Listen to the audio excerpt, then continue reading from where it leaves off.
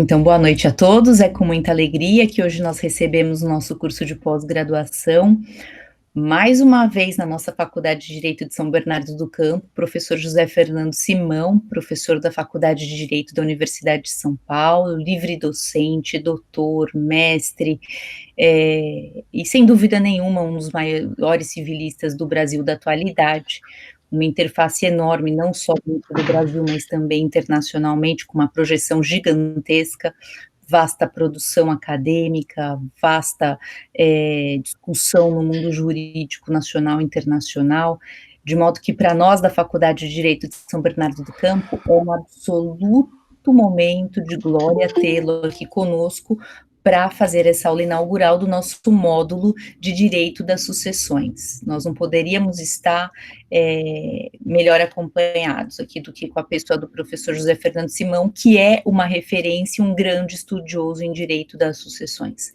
Sendo assim, professor, muito obrigada mais uma vez por ter aceitado o nosso convite, e eu queria consignar diante de todos os alunos que o professor Simão fez questão de dar essa aula ao vivo, em respeito à docência, em respeito aos alunos, de modo que a gente só pode enaltecer, além do agradecimento, enaltecer a conduta do professor. Muito obrigada, viu, professor? Bem, boa noite a todos, boa noite a todas. A professora Débora é extremamente gentil, porque é minha amiga de longuíssima data. Se nós voltássemos ao direito romano clássico do tempo Justiniano, era prescriptio do pós-clássico do tempo Justiniano, era prescriptio longissimi temporis a nossa amizade. Débora, já vão aí 20 anos? Ô, Simão, para mais. Para mais. Para mais, Para né? mais. Ainda vamos ficar em 20, porque 20 é um número bonito. Não vamos passar muito disso, senão os alunos assustam, entendeu? Mas a professora Débora Brandão realmente é uma amiga de longa data. Um dos momentos mais bacanas da minha carreira foi uma palestra sobre Estatuto da Pessoa com Deficiência aí na Faculdade de São Bernardo. Foi um momento apoteótico, Débora, aquele auditório cheio e aquele debate super animado, mas muito bonito. Então, é uma alegria muito grande estar aqui nessa noite, é uma alegria muito grande receber um convite da professora Débora. Nós sabemos as dificuldades que já tem um coordenador na normalidade em organizar um curso de pós, na normalidade em ter público para um curso de pós. Os cursos hoje, antes da pandemia, já passavam por uma crise muito grande, então eu louvo a professora Débora, não só pela iniciativa e organização e trabalho, como também por ter conseguido fechar a turma. Os tempos já eram muito difíceis.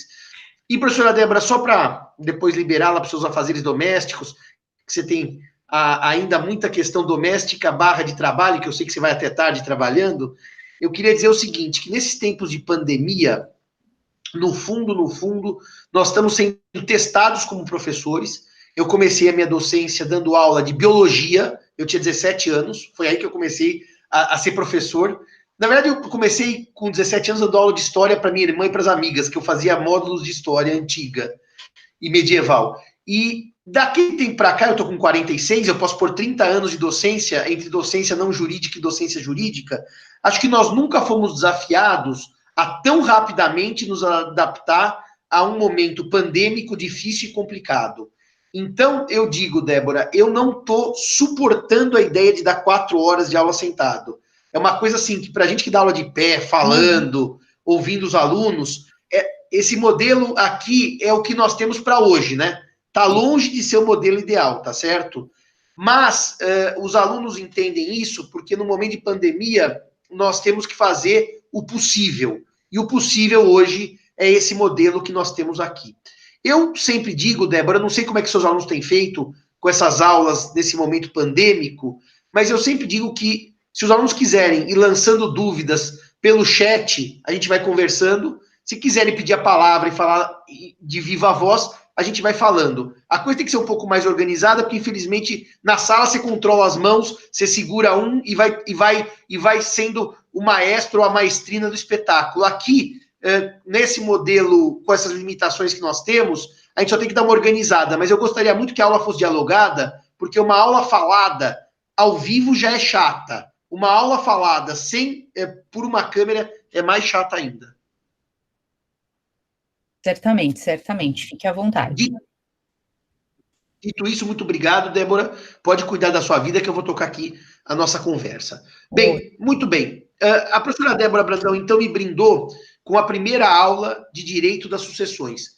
Deveria ter brindado a professora Giselda, porque a professora Giselda é a nossa rainha das sucessões. Né? A professora Giselda Ironaca é nossa expoente no estudo do tema, é das pessoas mais preparadas para isso, mas na falta da Gigi, vai o Simão. Então, vamos lá.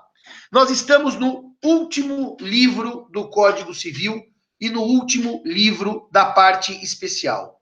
O livro se chama Do Direito das Sucessões, livro 5. Esse livro está dividido basicamente em 3 partes. As regras gerais das sucessões, a sucessão legítima e, por fim, a sucessão testamentária. São essas as 3 partes do estudo do direito das sucessões. O vocábulo sucessão é um vocábulo que já gera alguma dúvida, porque, na verdade, a ideia de suceder é a ideia de me colocar no lugar de alguém, estar no lugar de outrem. Isso é, literalmente, suceder, estar no lugar de outrem. Portanto, a ideia de sucessão, ela não é necessariamente uma ideia de sucessão mortis causa. Sucessão pode ocorrer por ato entre vivos ou por ato mortis causa. A gente está tão acostumado com a ideia de sucessão ser aquela decorrente da morte que a gente esquece que esse vocábulo, suceder, estar no lugar de alguém, ocupar uma posição que era de alguém, ele pode ser utilizado nos atos entre vivos. Dou um exemplo para vocês. O donatário sucede o doador na propriedade. O comprador sucede o vendedor na propriedade. Há uma sucessão, há uma transmissão por ato entre vivos. Essa questão é tão discutida na doutrina que parte da doutrina quer trocar o nome do livro para direito das heranças, ao invés de direito das sucessões.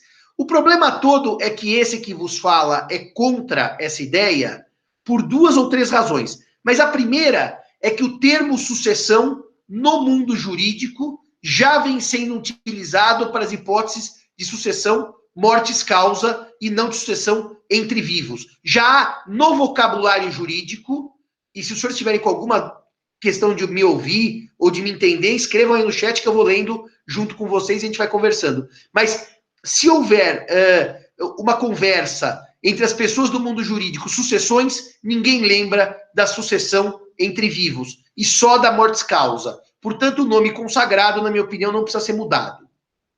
Uma segunda questão é que se eu chamar a sucessão de direito das heranças, vocês sabem que, em matéria testamentária, eu posso tratar de situações não patrimoniais, como reconhecimento de filho, como perdão de indigno.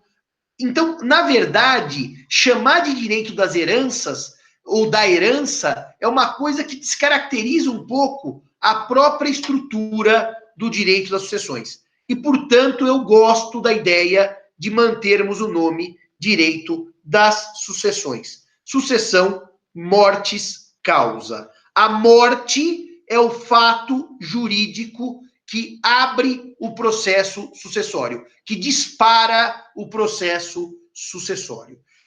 Nós precisamos entender alguns termos técnicos para que não haja confusão depois na nossa conversa, que são os seguintes.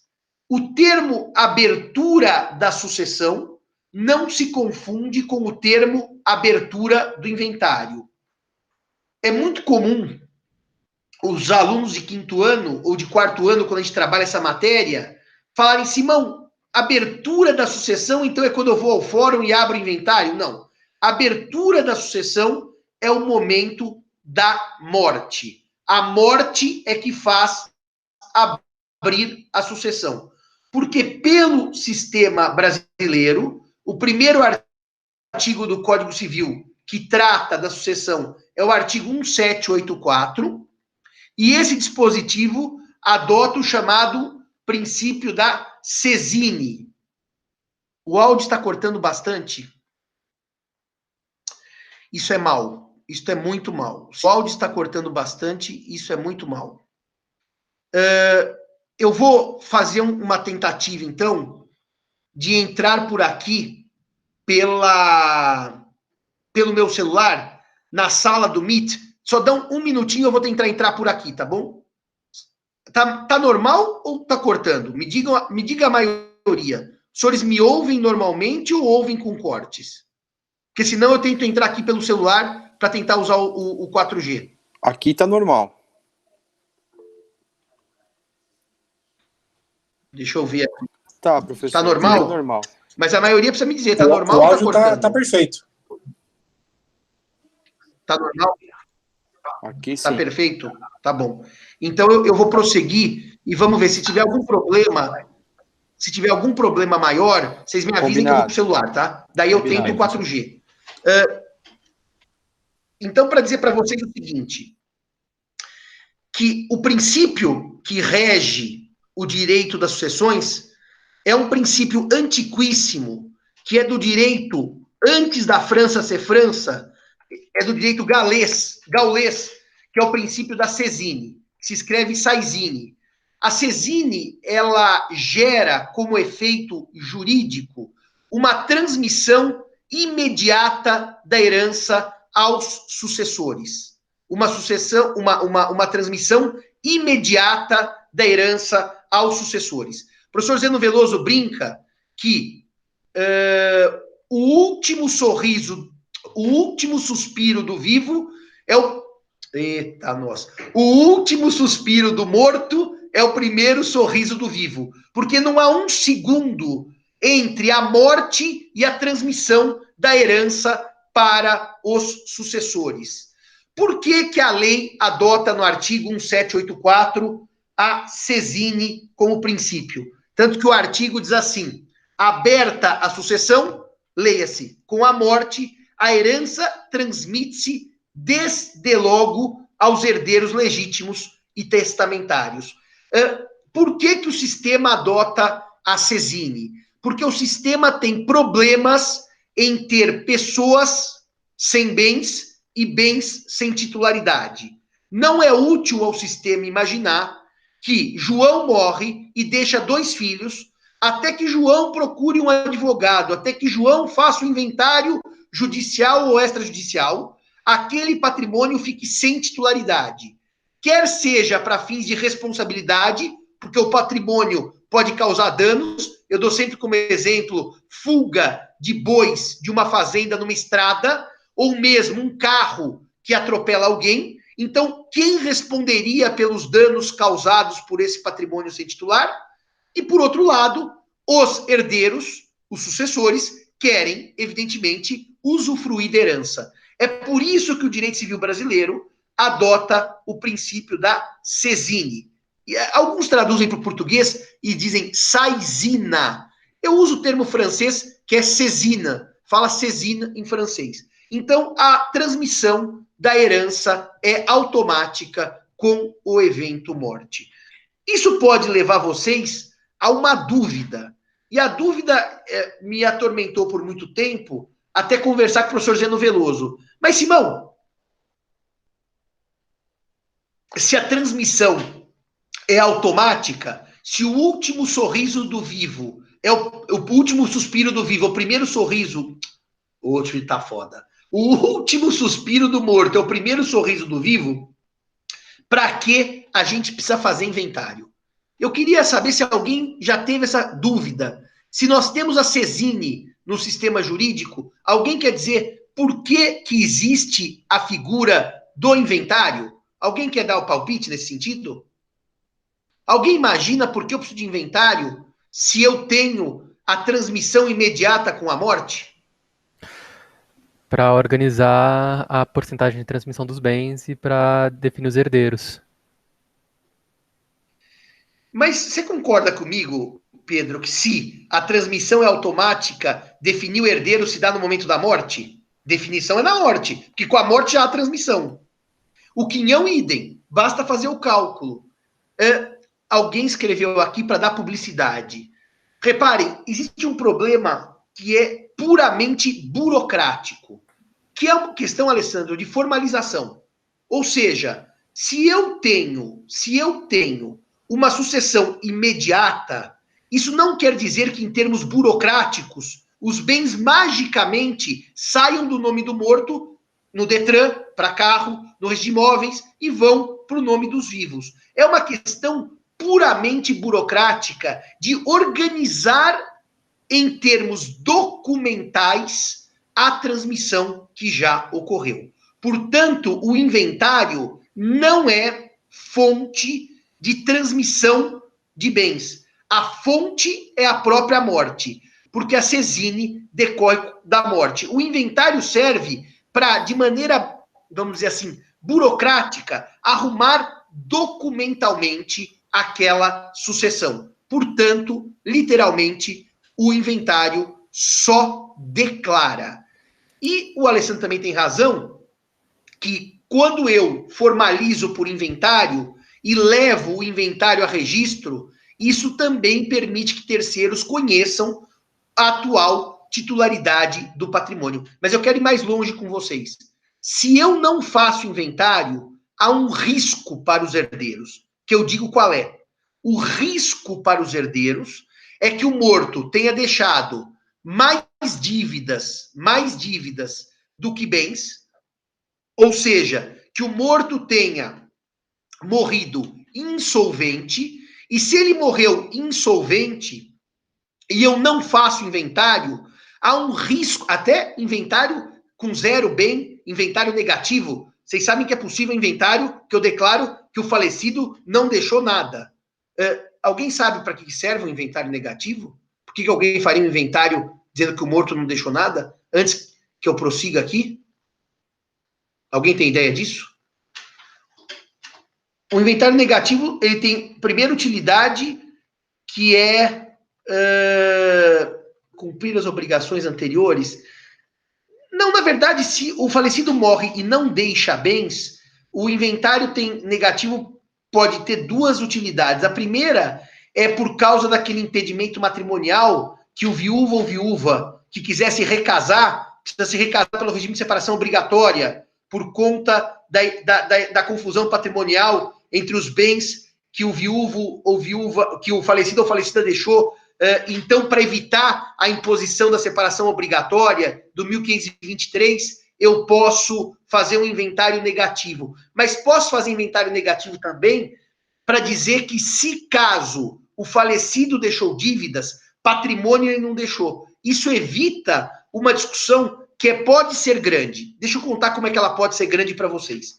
Se o falecido deixou muitas dívidas e alguns bens, a ordem natural do inventário é que primeiro se paguem as dívidas para depois se partilharem os bens. Porque se o morto, por acaso, estava insolvente quando morreu e deixou mais dívida que bens, cabe ao herdeiro nada. O herdeiro não responde pelas dívidas do morto. Nós sabemos isso. É um princípio geral do direito sucessório. Se meu pai está endividado até as tampas, eu não respondo pelas dívidas do meu pai. Da mesma forma, se meu pai vem a falecer, eu não respondo com os meus bens. Mas olha um detalhe técnico que eu acho que vocês têm conhecimento. Se meu pai morre cheio de dívidas e deixa alguns bens, e os herdeiros resolvem partilhar os bens antes de pagar as dívidas, os credores do meu pai poderão mover uma ação contra mim, na qualidade de herdeiro, para responder pela dívida do meu pai. Mas responder com quais bens? Não com os bens que já eram meus antes do falecimento, mas com os bens que eu recebi. Então, o inventário negativo serve para dizer: não recebi nada do meu pai. Credores, eu não tenho por que ser demandado.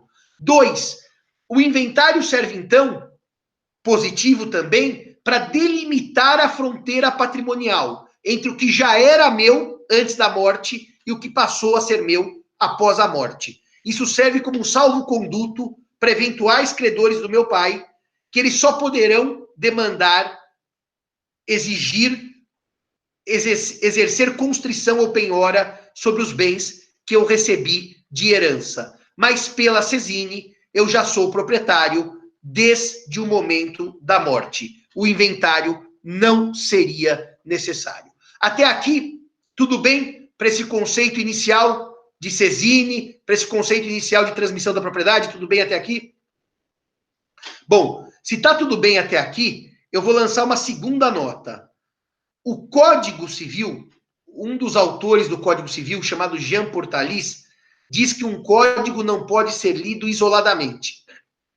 Cada artigo tem que ser lido à luz dos demais artigos. O que Portalis propõe é uma interpretação sistemática do Código Civil. Então, o artigo 1784, que traz a Cesini, traz uma questão que, se lido sozinho, pode gerar um equívoco dos senhores.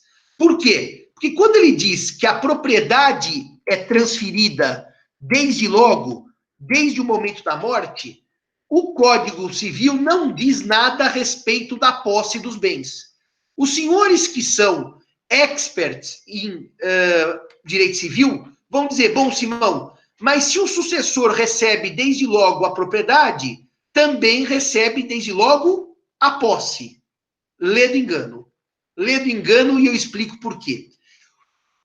Quando eu trato da sucessão, e os senhores vão ver isso em aulas futuras, a minha eu só vou dar uma pincelada, eu posso suceder mortis causa a 2 títulos: sucessão universal e sucessão a título singular.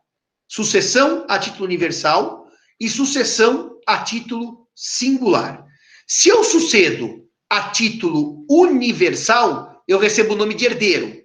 Se eu sucedo a título singular, eu recebo o nome de legatário. São 2 características distintas. Quem herda o todo ou fração do todo, 1/3 do patrimônio, 1/4 do patrimônio, 30% do patrimônio, quem herda a fração do todo ou o todo é herdeiro. Quem herda bens determinados, bens destacados, é apenas legatário. Então, reparem numa questão técnica. Se eu não tenho herdeiros necessários, eu deixo todos os bens para o meu sobrinho Antônio, à exceção da casa de praia que eu deixei para minha sobrinha Maria, Maria é legatária e Antônio é herdeiro, porque ele recebeu uma universalidade e ela recebeu um bem destacado. Por que é importante que a gente compreenda isso que eu estou falando para vocês? Porque quando se estuda a transferência da posse direta, você percebe pelos artigos de sucessão testamentária que o legatário não recebe a posse direta. O legatário recebe a posse indireta por ser proprietário. E o herdeiro tem a posse física, o contato físico com a coisa. Isso gera uma questão muito interessante. Outro dia eu estava no escritório de um amigo tributarista e o pai, que era civilista, me chamou e falou: Simão, você que sabe aí alguma coisinha de sucessões, me ajuda. O tio da minha cliente morreu, era exatamente isso. E o tio deixou para ela um imóvel que é uma laje para locação aqui na Avenida Paulista. E ela, por legado, se tornou dona da laje. Só que a posse não é franqueada de imediato ao legatário. O legatário tem que pedir para entrar na posse. Agora, reparem o que aconteceu. O irmão dela, que era o herdeiro, e que, portanto, tinha a posse, começou a receber os aluguéis, ele, como inventariante, na conta dele, inventariante. Porque ele disse, eu sou inventariante, eu estou recebendo todo esse patrimônio. E o locatário foi pagando. Muito bem. Esta herdeira, essa legatária, era titular dos aluguéis desde o dia que o tio morreu. Porque pela Cesini, ela se tornou proprietária no momento da morte. Ué, se ela é proprietária no momento da morte, quem é credor dos aluguéis? Ela, a legatária, e não o irmão que era herdeiro. Ah, então, Simão, o locatário pagou mal, tem que pagar 2 vezes. É verdade, só que tem um pequeno problema. Existe uma coisinha chamada prescrição para a cobrança dos aluguéis. E a prescrição para cobrar aluguel, ela é própria do artigo 206 do Código Civil, parágrafo 3º. E é uma prescrição trienal. E nessa altura, já havia 5 anos da morte do tio que a cliente não recebia os aluguéis. E já havia a prescrição dos últimos 3 anos. Então, reparem, não cometam esse equívoco na advocacia. O legatário pode pegar e entrar na posse do bem diretamente? Não. Ele tem que pedir a posse direta no inventário pro inventariante. Ou pro herdeiro que tiver com o bem. Mas o fato dele não ser possuidor não muda o fato dele ser proprietário. O legatário é proprietário desde o momento da morte. Isso quer dizer que ele tem direito aos frutos, mas também paga impostos, também paga despesas de conservação da coisa, porque, no fundo, ele é proprietário a partir da morte. Só tem a posse quando pedir ao herdeiro ou ao inventariante, se o inventário já existir. Se um dos herdeiros estiver na posse daquele bem, o legatário pode pedir diretamente ao herdeiro que está na posse para que lhe seja transferida a posse. Portanto, meus queridos, minhas queridas, a CESINI transfere propriedade para herdeiros, sucessor universal, e propriedade para legatários, sucessor a título singular, mas posse só para o herdeiro. Porque, no fundo, cabe ao herdeiro administrar a herança, pagar o passivo e depois partilhar o que sobrar. É possível que o morto esteja insolvente e que o legatário nunca tenha acesso ao legado, porque se o morto está insolvente, todos os bens vão ser tomados pelos credores do morto no chamado concurso de credores. Meus amigos, minhas amigas, alguma dúvida sobre essa noção introdutória de sucessões? Se tiver tudo ok, digam ok no chat ou ok por voz, para que eu possa prosseguir. Alguma dúvida até esse momento? Alguma questão que os senhores queiram colocar? Ok. Eu tenho uma dúvida que me surgiu aqui na cabeça. É possível o legatário, assim como o herdeiro, assumir a dívida do falecido? É assim, Pedro. O legatário e o herdeiro respondem com os bens recebidos em herança ou legado, tudo bem? Nunca com os bens próprios. Nunca com bens anteriores à morte. Agora, a sua pergunta é interessante, porque imaginemos que o morto tenha morrido devendo R$1 milhão, tudo bem? E ele fez um legado de 100 mil para a sobrinha Cláudia, tudo bem? Só que ele tem dívidas de, vamos por um número interessante, 800 mil. Então o patrimônio é de 1 milhão, o legado é de 100 mil e as dívidas são de 800 mil. Você pode ter 2 saídas aqui jurídicas. Uma só é a certa, eu já explico qual é que é. Mas já que você perguntou, vamos ver qual é que é o seu raciocínio. O herdeiro vai pagar 800 mil, que são as dívidas do morto, e vai dizer para o legatário, alternativa 1. A questão da pensão alimentícia eu já falo. Legatário, você não vai receber nada, seu legado era de 100 mil, mas eu paguei dívidas de 800, os seus 100 mil estão computados nas dívidas, eu recebo 200 como herdeiro. Ou ele vai dizer, legatário, como as dívidas eram de 800, o patrimônio era de 1 milhão, eu pago 100 mil para você como legatário e o que sobrar eu recebo como herdeiro. O que você acha, Pedro? O legatário dançou nessa hipótese ou o herdeiro é que pagou da herança os 800 mil e o legatário recebe os seus 100 mil de legado? Assim, no meu raciocínio lógico, eu iria com a segunda opção. Qual que é a segunda opção? Do legatário receber os 100 mil dele. Por que você está certo? Você está certo porque o Código Civil traz uma regra que, primeiro, é imputada a dívida na cota do herdeiro. E só se a cota do herdeiro não for suficiente, se ela for insuficiente, é imputada a dívida na cota do legatário. Então, é o seguinte, Pedro, se você estiver fazendo um testamento para um cliente, você tem que perguntar assim, querido, querida, se você morrer com muita dívida, quem dança, o herdeiro ou o legatário? Porque o testamento pode mudar essa ordem e dizer, se eu morrer com dívida, primeiro eu pago o legatário, depois o herdeiro. Se não houver menção expressa, a imputação se dá primeiro na herança e depois no legado. Agora, se na herança houver a imputação e mesmo assim for insuficiente, atinge o legado, porque o legado não vai ficar incólume. Me pergunta o Henrique sobre pensão alimentícia. Isso, abre a voz, me diga qual é a sua dúvida sobre a pensão alimentícia. Professor, a questão é a seguinte, com relação à transmissão da pensão, não vai para os herdeiros, só que o inventário responde até houver a partilha, é isso? Você sabe, Henrique, que eu escrevi um artigo longo sobre isso, tá no Conjuro, depois veja aí, são 3 colunas que eu fiz.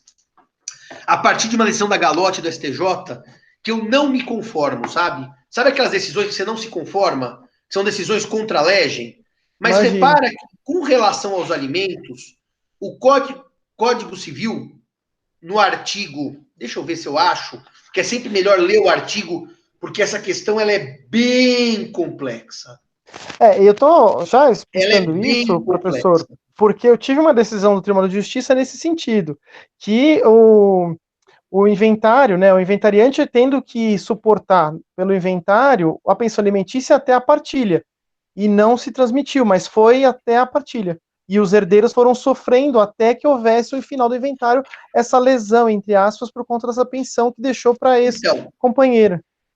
O Código Civil, ele vai dizer num artigo X, que eu não estou achando, peraí, mas tem que achar, que é um artigo lindo, lindo, lindo.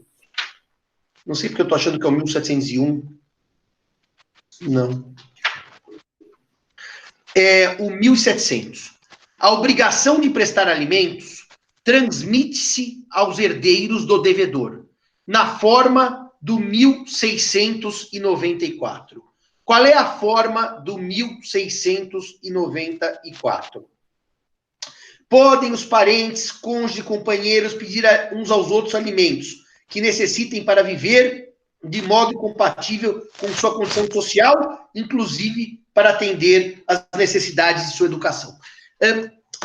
A transmissão dos alimentos, já te antecipo, Henrique, que você teve azar no seu processo, que está contra a orientação da STJ. A transmissão dos alimentos pode se dar com 2 concepções distintas. Aliás, 3 concepções distintas. Eu vou expor as 3 para vocês. A primeira é que quando eu morro, eu ainda não pagava alimentos para minha mulher, porque eu estava vivo, ela tinha condições de sustentar com o meu apoio, e depois que eu morro, a minha mulher propõe uma ação contra o espólio para constituir a prestação alimentar. Essa tese não tem aceitação nos tribunais. O tribunal entende que só se transmitem alimentos já constituídos. Eu tentei uma vez numa união estável conseguir esses alimentos, foi uma baita sacanagem com a minha cliente, não consegui, porque o tribunal disse, os alimentos que se transmitem são os já existentes. Agora vem a segunda e a terceira tese. Segunda tese, os alimentos que se transmitem são os já existentes, já fixados, e se transmitem, como disse o Henrique, ao espólio, que há... Mesmo provisórios, não? Bom, mas aí são provisórios ou não, o sistema não vai trabalhar de maneira diferente. Não tem essa distinção, ok. Não tem. Esses alimentos são transmitidos aos herdeiros, que pagam esses alimentos no limite da parte disponível, nunca na legítima. Ou seja, os alimentos são pagos até que eles cessem, por uma razão qualquer, as causas de extinção da prestação alimentar, que não vem ao caso, porque seria uma aula própria, ou até o momento em que eles consumam toda a parte disponível e só sobra a legítima, e a legítima é intangível. E, portanto, para aqui a prestação alimentar. Essa tese é a que me parece que o Código adotou, Henrique, que o espólio paga com a parte disponível os bens devidos, os alimentos devidos. Agora, essa decisão da Galotti, que é bom que você veja esse meu artigo, ela é distinta disso aí. A decisão da Galotti disse que o que transmite ao espólio, atenção agora, são as prestações vencidas e não pagas quando da morte. Ou seja, eu faço o D0, que é a morte, tudo bem? O que está para trás, em aberto, o espólio paga. O que está para frente, que seriam as vincendas, extingue a prestação alimentar. Esta é a regra que era do Código de 16, alterado pela lei do divórcio. E a ministra Galotti seguiu uma orientação já na vigência do novo Código, aplicando lei anterior. Portanto, a ideia de que, quando há a morte, as prestações vencidas e não pagas são arcadas pelo espólio. As prestações que se venceriam após a morte desaparecem. A orientação da Galotti ajuda você nesse processo, tá? Porque você conseguiria fazer estancar o pagamento de alimentos provisionais. Tudo bem, Henrique? Sim, entendi, tá claro. Estou tentando buscar aqui a decisão, vou colocar o link aqui já no chat. Tá, e tá aí também, se você puser assim, José Fernando Simão, alimentos, Conjur, tem aí transmissão dos alimentos, tem a minha coluna no Conjur. É um de 2016? Uma coluna de 2016. Achei aqui a parte 4. São 4 partes, então achava que eram 3. Deixa eu ver aqui a pergunta do Leonardo. Professor, na sua concepção, então, é correto? Seria pagar as prestações após a morte no limite da disponível? Me parece que sim, no limite da disponível. É até aí que vai para conjugar a transmissão da obrigação alimentar com a proteção da legítima. Me parece que é assim que eu conjugo as coisas, Leonardo. Dito isto, eu expliquei o artigo 1784 com as suas peculiaridades e eu posso agora, então, prosseguir com o segundo artigo de sucessão dessa parte inaugural, que é a que a professora Débora me pediu para falar, que é o artigo 1785. Eu folheio esse código aqui, fazendo merchandising, é o meu código civil anotado com o professor Tartucci, professor Schreiber, professor Mário Delgado, eu folheio esse código, porque aqui que estão, eu fiz a parte de sucessões e que eu gosto demais desse tema. A sucessão abre-se no lugar do último domicílio do falecido. Isso aqui diz respeito ao lugar da abertura da sucessão e a relação com o último domicílio do falecido, não nos esquecendo que domicílio não é residência, ou seja, se o falecido sai, como aconteceu agora, de Belém do Pará, toma um avião e vem se tratar em São Paulo por causa da Covid e infelizmente falece em São Paulo, o domicílio não é São Paulo, é Belém do Pará, porque lá que ele tem a residência com ânimo definitivo de lá permanecer. Essa ideia de domicílio serve para quê? Diz o artigo 48 do CPC de 2015. O foro de domicílio do autor da herança no Brasil é o competente para inventário, partilha e cumprimento das disposições de última vontade. Portanto, o último domicílio do falecido é o lugar em que se processará o inventário. É o lugar competente para se processar o inventário judicial. E se houver testamento, o procedimento de registro de testamento. Eu queria também fazer uma nota, aproveitando essa primeira aula de sucessões, que eu percebo que na prática é uma grande confusão. Aliás, uma juíza do Fórum Central de Família tinha até uma placa na porta dela com os dizeres que eu vou explicar e depois eu digo quais eram os dizeres. As pessoas acham que se o falecido deixou o testamento, basta que eu abra o inventário, junte o testamento no corpo do inventário, nos autos do inventário, e que eu aí sigo o inventário e partilho os bens de acordo com a vontade do morto. Os senhores sabem que não é essa a forma de dar cumprimento do testamento, correto? Alguém quer dizer como é que eu cumpro o testamento no Brasil? Que não é juntar simplesmente o testamento dentro do inventário? Qual é a forma correta de fazer isso? Alguém sabe?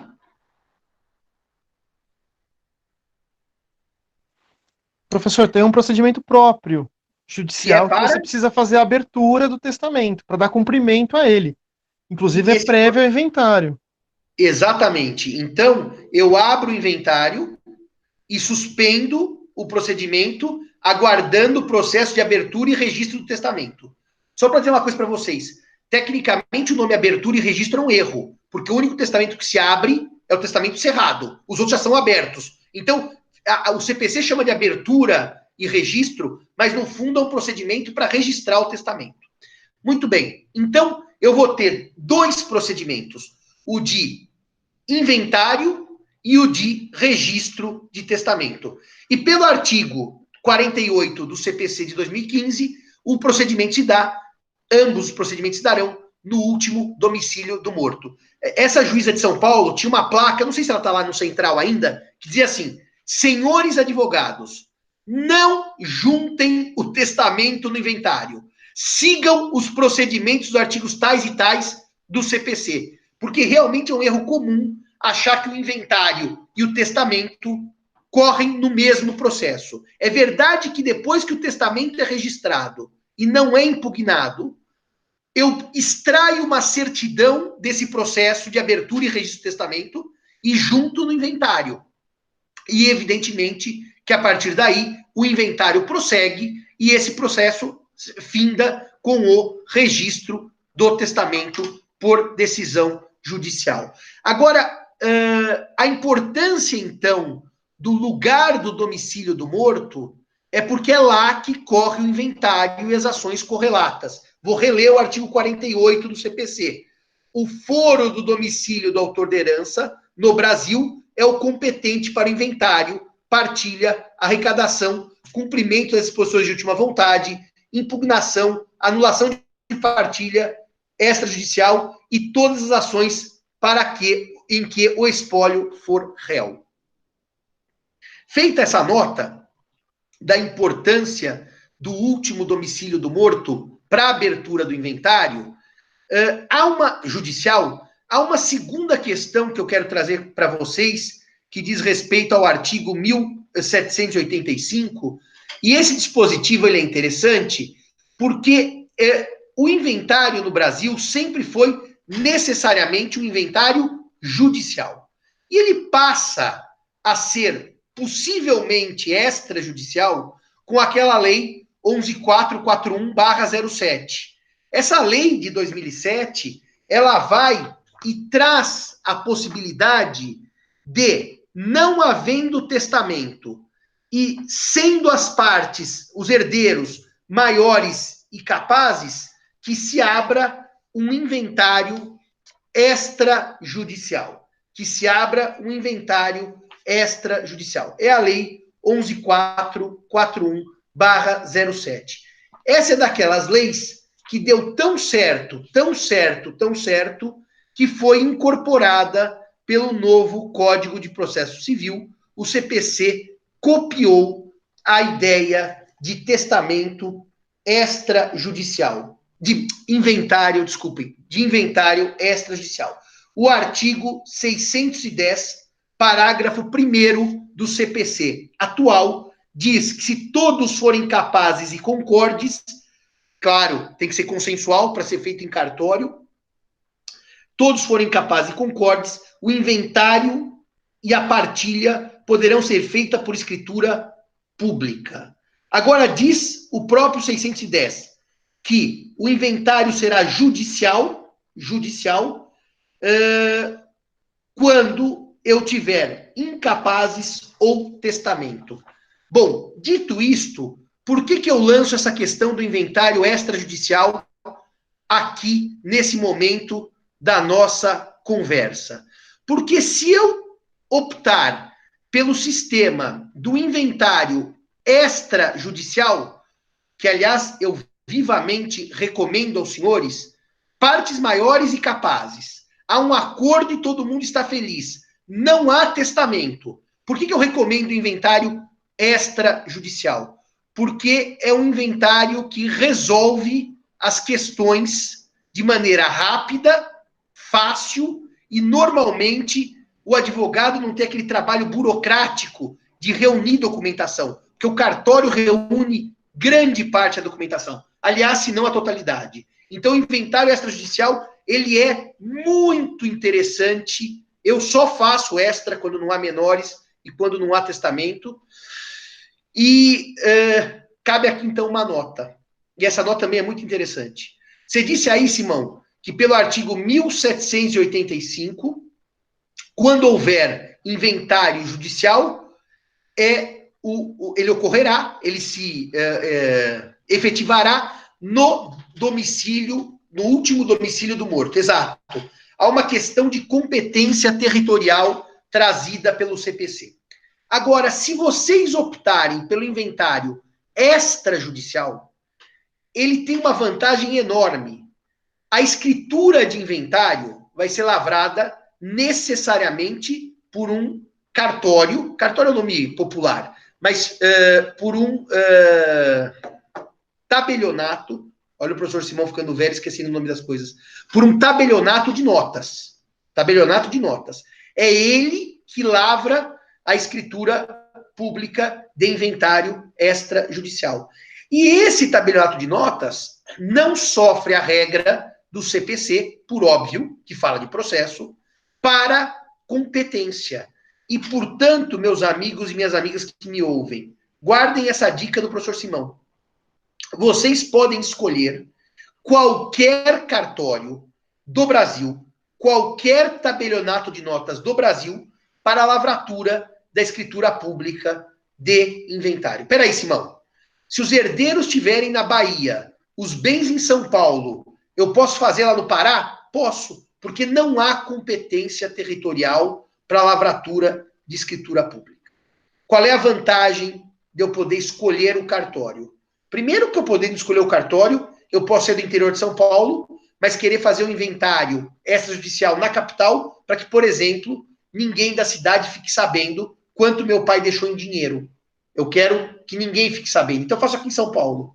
2, se a escolha é das partes, as partes podem contratar o cartório que lhe for mais eficiente. Isso é muito comum. A gente acaba escolhendo o tabelião que nos atende melhor. Então, isso é uma grande vantagem. Você tem uma prestação melhor de serviços. Terceira vantagem, os emolumentos para as escrituras públicas são, não estou dizendo imposto de transmissão, não é isso. Os emolumentos para as escrituras públicas, eles são fixados por tabela dos tribunais de justiça. Então, a depender do valor da escritura, eu posso optar por fazê-la em outro estado, onde seja mais barato lavrar a escritura. Então, eu estou dizendo para vocês que há várias vantagens no inventário extrajudicial. E não há aplicação de regra de competência nesse sentido. Aliás, deixa eu ver uma coisa aqui, que eu quero contar uma coisa para vocês. Eu fiz essa edição do Código Civil Comentado, eu acabei no mês de dezembro. Existe uma questão importante aqui, que diz respeito, eu queria ver se eu achava São Paulo, sim, São Paulo está aqui, que diz respeito ao problema de o falecido ter testamento e os senhores querem optar pelo inventário extrajudicial. Não, peraí, Simão, você acabou de dizer que se tiver testamento, o inventário tem que ser judicial. Pelo texto do artigo 610 do CPC, isso é verdade. O inventário necessariamente é judicial para quem deixou o testamento. Só que o que aconteceu, meus amigos e minhas amigas? Nós, advogados, entrávamos com o procedimento de abertura e registro do testamento. Com o testamento aberto e registrado judicialmente, sai uma certidão que eu vou juntar ao processo de inventário. E nós, advogados, começamos a pegar essas escrituras, essas decisões, e levar ao cartório e falar, cartório, agora que eu já registrei em juízo o testamento, posso fazer um inventário extrajudicial? Agora que eu já passei pela fase judicial, posso me valer do extra? Os tabelionatos de notas começaram a pedir autorização às corregedorias dos tribunais para fazerem isso. E não tinham obtido grandes sucessos. Eu, aqui em São Paulo, provoquei isso em segunda instância. Os desembargadores, por 3-0, entenderam que não, que se havia testamento, mesmo registrado, o inventário precisaria ser judicial, seguindo a literalidade do CPC. Mas fato é, meus amigos e minhas amigas, que o tempo passa, as pessoas acabam percebendo que há certas coisas que eu consigo desburocratizar sem prejuízo das partes. Imaginem varas como a de São Paulo, que reúnem família e sucessões, tendo absolutamente milhares de ações para guarda e pensão de filho e questões existenciais profundas, terem que homologar inventários simplesmente porque o falecido deixou testamento, apesar de todos os herdeiros estarem de acordo. Todo mundo de acordo. O juiz vai bater carimbo no inventário. Reparem, é uma perda de tempo e de esforço que não me parece lógica. Errou o CPC de não ter liberado o inventário extrajudicial para as hipóteses de testamento cumprido em juízo. Ou seja, me parece que o CPC deveria ter alterado a disposição original da Lei 11.441/07 para permitir o inventário extrajudicial havendo o testamento já registrado e incumprido. É exatamente isso, Leonardo. É como fazer a parte do menor em juízo e o resto no cartório. É isso, é a mesma ideia, Leonardo. Agora, os juízes de São Paulo, um dia, perceberam que os maiores prejudicados com essa orientação eram eles, que acabavam carimbando o processo de inventário consensual, amigável, e perdiam tempo de processos mais graves, como agressões familiares e assim por diante. Então, uma conversa dos juízes com o segundo grau, com a corregedoria do tribunal, e a corregedoria do Tribunal de São Paulo editou o provimento 37, aqui em São Paulo. Nós temos o provimento número 37, que permite inventário extrajudicial, mesmo havendo testamento. Pergunto, alguém de vocês aqui já fez isso na prática? Tem testamento e vai depois para o inventário extrajudicial a partir desse provimento 37? Alguém já fez isso na prática? Já fez. Então abre o seu microfone e conta. O que você precisou fazer? Pediu autorização para o juiz? Ou não pediu? Diga para nós. Silêncio.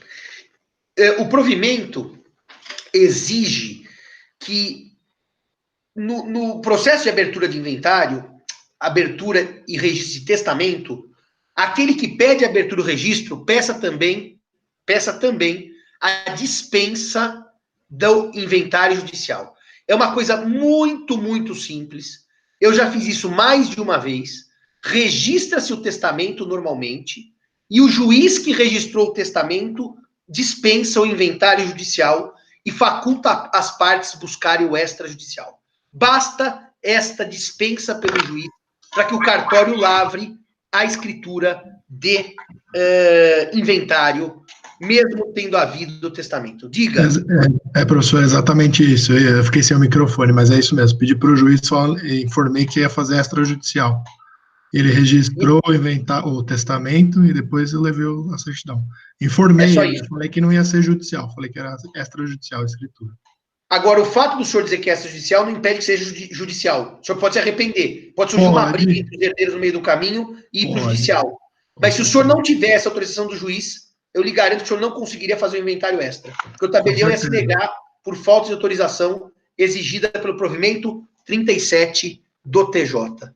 Eu quero ler para vocês, só para vocês terem uma ideia, tem tantos estados que já derrogaram a lei do CPC, a regra do CPC, tem aqui provimentos que autorizam nos estados. Vamos lá. São Paulo, Rio de Janeiro, Goiás, Distrito Federal, Paraíba, Paraná, Mato Grosso, Bahia, Ceará, Santa Catarina e Minas Gerais. Portanto, como vocês percebem, muitos dos estados da federação admitem o inventário extrajudicial havendo testamento, desde que o juiz autorize esse procedimento. Portanto, senhores, não se esqueçam, vão abrir o testamento e registrá-lo, peçam ao juiz liberação para o inventário extrajudicial, que é bom. Alguns dizem que ele acaba saindo mais caro que o judicial. Tem que fazer conta. Às vezes a morosidade judiciária é tão grande que não vale a pena arriscar. É melhor ir para o extrajudicial. Então, o artigo 1785 só trata do domicílio para fins de inventário judicial. O extra pode ocorrer em qualquer lugar. Há um outro debate sobre bens que o falecido tenha deixado no exterior. E eu aqui sigo a professora Ana Luísa Nevares, que vai dizer que se o falecido deixou bens no exterior, o juízo brasileiro não é o competente para a partilha desses bens. Que essa partilha deve ser feita no exterior. Eu não vou me alongar aqui, porque só essa frase minha dá uma confusão tremenda em termos de cálculo de legítima, de lei, direito aplicável, se a lei brasileira ou a lei estrangeira, e eu nunca parei para estudar isso de maneira profunda, então sequer eu sei dar essa aula em profundidade. Mas saibam que há uma leitura de parte expressiva da doutrina, que se os bens do falecido, ainda que domiciliado no Brasil, estiverem localizados no exterior, imóvel, dinheiro, etc., que é o juiz do lugar dos bens que será o competente para sua partilha e inventário e posterior partilha. Só deixa eu dizer uma coisa para vocês, não é objeto da minha aula, mas uma nota teórica rápida. A gente sempre fala inventário e partilha. Inventário e partilha. Pode ser inventário e adjudicação. Se o herdeiro for único, não haverá partilha. Haverá adjudicação daquele herdeiro que fica com a totalidade dos bens. Portanto, aí o termo não é partilha, o termo é adjudicação. Partilha pressupõe mais de um herdeiro. O terceiro artigo que eu tenho que trabalhar com vocês é o artigo 1786. O artigo 1786, ele dá uma dimensão das duas espécies de sucessão que temos no sistema brasileiro. E as duas espécies quais são? A sucessão legítima e a sucessão testamentária. A sucessão legítima e a sucessão testamentária. A sucessão dá-se por lei ou por disposição de última vontade. De lei ou disposição de última vontade. Lei significa que eu sigo a ordem de vocação hereditária. Do artigo 1829, dos artigos 1829 e seguintes do Código Civil. Lei gera sucessão legítima. Agora, se eu deixei um ato de última vontade, aí eu vou seguir a sucessão testamentária. Os dois nomes sofrem crítica da doutrina. E eu acho que são críticas irrelevantes. Sucessão legítima, Simão, parece que haveria a sucessão ilegítima. Ué, mas se segue a lei, ela é legítima. Ah, mas por que não chama de sucessão legal? Ué, porque daí também poderia dizer que é uma sucessão ilegal. Então, o termo legítima só quer dizer que segue a lei. Lex legis. E, portanto, não há ato de última vontade do falecido. E sucessão testamentária segue o ato de última vontade. Alguém sabe por que eu não estou dizendo, e aí a crítica, sucessão legítima segue o testamento? Existe algum outro ato de última vontade que não seja o testamento? Alguém pode me dizer se conhece ato de última vontade que não seja o testamento? Como se chama o ato de última vontade que não é o testamento? O ato de última vontade que não é o testamento é chamado de codicilo, que do latim é pequeno livro, pequeno códex. O codicilo é um ato simplificado de vontade em que eu cuido de disposição patrimonial ou não patrimonial. Ele é simplificado porque ele basta ser escrito, datado e assinado. Eu não preciso de testemunhas para validade do codicilo. Só que em compensação, se ele é mais simples, ele tem menos formalidades, mas ele tem uma abrangência menor. O codicilo só serve para deixar bens móveis de pequeno valor. Para bens imóveis, o codicilo seria nulo. Portanto, o codicilo serve para deixar bens móveis de pequeno valor. Então, a sucessão testamentária, ela pode se dar por testamento ou por codicilo. Por isso que alguns dizem que o melhor nome para ela seria sucessão voluntária, porque depende da vontade do morto. Eu também acho que sucessão testamentária está bem claro e bem explicado. Agora, aqui eu queria trazer uma questão teórica tão bonita com vocês, que é a seguinte. Quando eu faço uma pergunta assim, senhores, qual é a regra no sistema sucessório brasileiro? A sucessão por lei ou a sucessão por ato de última vontade? É uma pergunta dúbia. Eu queria que os senhores ou escrevessem ou se manifestassem por voz. Se eu lançasse uma pergunta num concurso, só para dificultar a vida dos senhores. Senhor candidato, senhora candidata, no Brasil, a regra é a sucessão legítima ou a regra é a sucessão testamentária? Qual é a regra do sistema sucessório? O que vocês me responderiam? A pergunta é dúbia. O que os senhores me responderiam? Ela é legítima ou ela é testamentária? Como regra. Pode? Quem tem vergonha de falar, escreve aí no chat. O que acha? Ninguém escreve esperando o outro escrever. Legítima como regra. Ninguém mais quer dar palpite? Por que... Abre o microfone e me diga, por que... Porém, o testamento é ato mais formal. Não, tudo bem. Voto igual. Legítima como regra. Iria na legítima. Por que vocês acham... Quem quer dizer por que acha que a legítima é regra no sistema brasileiro? Quem quer dar um palpite curto para eu prosseguir e dizer que não é regra? Por que vocês acham que a legítima é a regra? Porque não é todo mundo que consegue fazer um inventário. Quer dizer, inventário não, o testamento. Então você está raciocinando regra como maioria dos casos, certo? Em geral, sim. Então você tem razão nesse uso da palavra regra. Só que esse uso, a pergunta é dúbia. É verdade que um percentual baixíssimo dos brasileiros testa. Então se a pergunta for essa, a legítima é regra, vocês vão dizer é. Mas a pergunta é outra. É uma pergunta jurídica. Eu vou fazer um parênteses e explicar o contrato. E depois volto para o testamento. O contrato e o testamento, ambos são negócios jurídicos. Só que o contrato é um negócio jurídico inter vivos e o testamento é um negócio jurídico mortis causa. Então, qual é a relação dessa pergunta de regra? Eu tenho uma regra contratual que eu estabeleço quando faço compra online pelo clique. Ontem ainda eu entrei naquele... Como chama aquele? Mercado Livre, para comprar uns DVDs antigos que eu tinha maior vontade de ter, de séries tão velhas que eu nem cito aqui, que os senhores não eram nem nascidos, as séries que eu queria comprar. E eu achei no Mercado Livre. E fiz um clique no Mercado Livre com a escolha do frete. Qual que era o custo de frete que eu queria pagar. E assumi lá o custo mais rápido, porque eu estou ansioso para ver esses DVDs, então eu assumi pagar o frete mais caro, tá certo? E nesse momento, o que eu fiz? Eu acabei assumindo, eu, Simão, a responsabilidade pelo custo da entrega. Sendo que pelo texto do Código Civil, quem responde pela entrega, pelo custo, é o vendedor. Mas espera aí, Simão.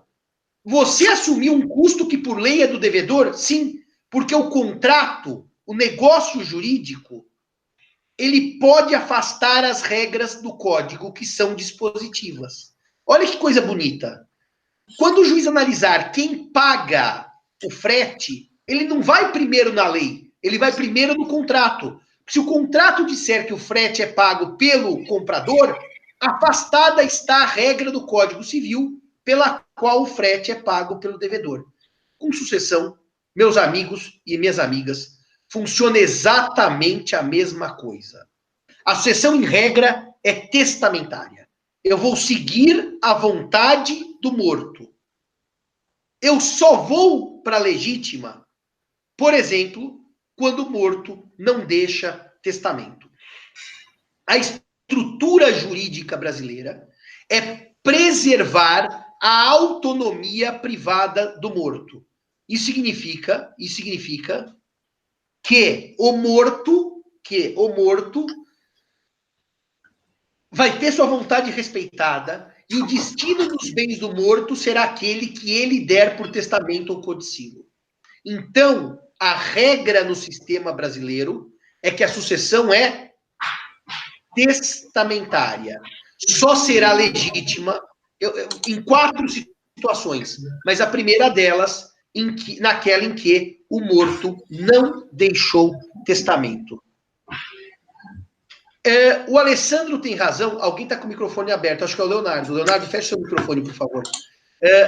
O Alessandro tem razão que, assim como as regras contratuais do Código Civil se dividem em 2 tipos, Alessandro, normas dispositivas e normas de ordem pública, há na sucessão também normas de ordem pública.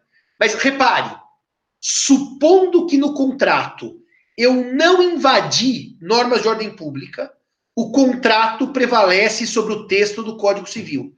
Supondo que no testamento eu não invadi regras de ordem pública, o testamento prevalece sobre a sucessão legítima. Ou seja, meus amigos, é o princípio da autonomia privada. Eu vou falar isso na primeira aula de sucessões, talvez os senhores ouçam isso de outros professores, e eu, como vou ser o primeiro, vou me aproveitar disso. O professor Junqueira diz nas suas obras, Antônio Junqueira de Azevedo, que o sistema sucessório brasileiro, Alessandro, ele mistura regras de liberdade, que eram próprias do direito romano, os romanos eram ultraliberais em matéria testamentária, e regras intervencionistas, que eram próprias de um sistema germânico. O sistema sucessório brasileiro tem regras liberais romanas e regras intervencionistas germânicas. E o sistema cria a chamada solução de compromisso. Uma conciliação entre as regras liberais romanas pró-testamento e as regras intervencionistas germânicas pró-ordem pública. E, portanto, senhores, no Brasil, em regra, eu sigo a vontade do morto para determinar a distribuição dos seus bens. Eu sigo a vontade do morto. Então, o artigo 1786 tem que ser lido ao lado do artigo 1788. Porque o artigo 1788, ele completa a regra do artigo 1786. Esse artigo vai dizer que, morrendo a pessoa sem testamento, transmite herança aos herdeiros legítimos, ponto e vírgula. Morrendo sem testamento, transmite herança aos herdeiros legítimos. Portanto, reparem que o testamento é regra e a legítima é exceção. A sucessão legítima é exceção. Ponto e vírgula. O mesmo ocorrerá, eu detesto o mesmo como sujeito da frase, o mesmo ocorrerá quanto aos bens que não forem compreendidos no testamento e subsiste a sucessão legítima se o testamento caducar ou for julgado nulo.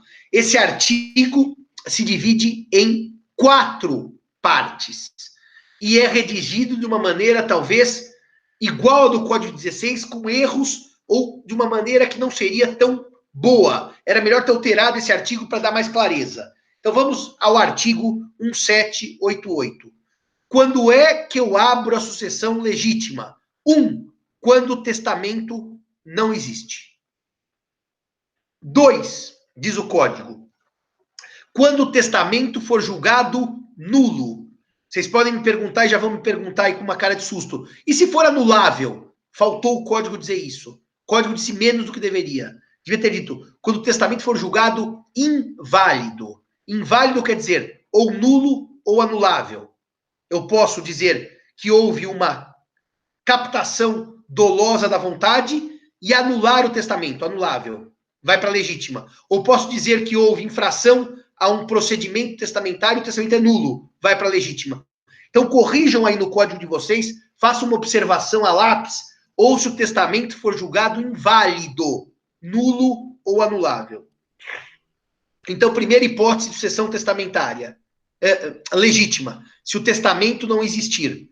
Segunda hipótese, se o testamento for julgado inválido, nulo ou anulável. Terceira hipótese, se o testamento caducar. Caducar. O termo caducidade testamentária é uma homenagem que o Código de 16 fez e que o Código de 2002 faz à linguagem das ordenações filipinas. É um arcaísmo jurídico. Porque reparem um pouquinho, eu queria ouvi-los, vamos ver se a gente sai dessa. A primeira hipótese de legítima é quando o testamento for inexistente. A segunda hipótese de legítima, sucessão legítima, é quando o testamento é inválido. Qual seria a terceira, pela lógica dos planos do negócio jurídico? Quando o testamento for ineficaz. Os senhores mataram, por escrito e por voz. Seguindo a escada ponteana, o professor Tartucci adora essa ideia, dos 3 planos do negócio jurídico, e o testamento é sabidamente e incontestemente um negócio jurídico, nós teríamos o testamento inexistente, a sucessão é legítima. Primeiro plano. O testamento é existente, mas inválido, a sucessão é legítima. Segundo plano. E se o testamento for existente, válido, mas for ineficaz, ele também vai ter aplicação da sucessão legítima. A ineficácia é chamada de caducidade. Pode escrever aí. Ineficácia igual a caducidade. Nós não seguimos aqui a linguagem de Pontes de Miranda. Numa homenagem ao velho sistema, ao velho termo utilizado nas ordenações filipinas de 1603. Caducidade é ineficácia do testamento. Alguém pode me dar o exemplo mais comum, mais batido, mais de manual, em que o testamento caduca e a sucessão será legítima? Alguém pode me dizer por voz ou por escrito qual é o exemplo de caducidade testamentária? Alguém quer chutar? Testamento existe, é válido, mas não produz efeitos. Vou dar um exemplo para os senhores. Vou contar uma história para os senhores. Da sucessão legítima e da testamentária. Fazer um paralelo aqui para os senhores entenderem o que é caducidade testamentária. Se eu morro e deixo 2 filhos e 2 netos de cada filho, portanto são 4 netos, e um dos meus filhos já morreu, os filhos dele herdam por representação. Estamos de acordo? Os filhos do meu filho pré-morto são meus herdeiros por representação. Estamos de acordo até aqui? Estamos, escrevam aqui no chat. Porque a representação é própria da sucessão legítima. Tudo bem? Se está tudo bem, vou lançar uma segunda nota agora. Eu faço um testamento. Saída legítima agora. Tenho 2 sobrinhos. E digo, deixo metade dos meus bens. Aliás, 2 sobrinhos não. Tenho 2 sobrinhos e deixo todos os meus bens. Só tenho 2 parentes, que são sobrinhos. A Maria e o Antônio. E eu digo assim, eu não gosto do meu sobrinho Antônio. Então eu digo, deixo todos os meus bens à minha sobrinha Maria. Problema. Quando eu morro, Maria, a minha sobrinha, já morreu. E se Maria já morreu, a pergunta que eu lhes faço é, Maria tinha filhos. Quando Simão, por testamento, tio de Maria, deixou os bens a Maria, porque não gostava do irmão dela, que é o João, Maria morreu antes do testador, com filhos. Eu aplico ou não o direito de representação nessa hipótese? Os filhos da herdeira testamentária são chamados a suceder ou não são chamados a suceder? Sim ou não? Lancem aí no chat, sim ou não.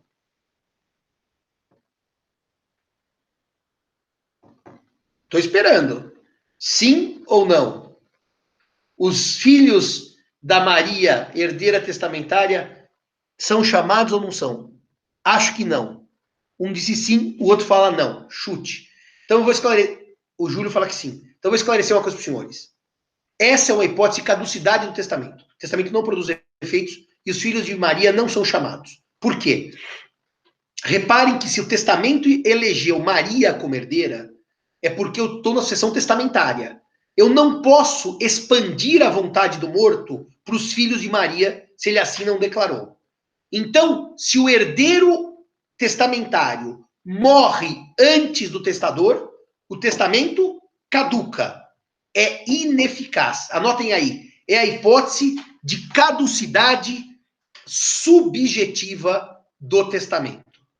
Então, a sucessão será legítima. Sabe aquele sobrinho que o morto detestava e fez o testamento para a sobrinha Maria para não ir para o João? Ele vai receber toda a herança. Ah, mas Simão, E se eu quiser, então, fazer uma forma de prevenção da caducidade? Crie no testamento chamado mecanismo de substituição testamentária.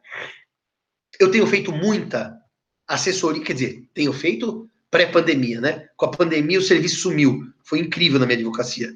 Eu só estou fazendo parecer atualmente e as minhas arbitragens que estão andando, porque elas não paralisaram pela pandemia. Mas o meu trabalho como em aconselhamento, em planejamento sucessório, apesar que hoje apareceu um no escritório, parou completamente depois da pandemia, mas eu vinha fazendo muito planejamento sucessório e muita assessoria para cliente de como deixar bens, né? De como organizar depois da morte. Olha aqui, o Ezequiel pôs até um julgado TJ, ó. Não há direito de representação na sessão testamentária e na espécie a testadora não nomeou substituto aos legatários, nem estabeleceu que na hipótese de pré-morte dos beneficiários, seus sucessores receberiam legado. Reparem que é exatamente isso, Ezequiel. Se eu não prevejo substitutos testamentários, se eu não prevejo, caduca o testamento. Então, o que deveria ter feito aquele advogado? Avisado para ele, ô tio, se a Maria morrer antes de você, você quer que a sua herança vá para os filhos dela? Quero. Põe um substituto. Se Maria pré-morrer ao testador, os bens vão para os filhos de Maria. Ah, e se ela pré-morrer? Não, daí eu quero que vá para o Hospital do Câncer. Eu quero que vá para a Igreja de Santo Antônio.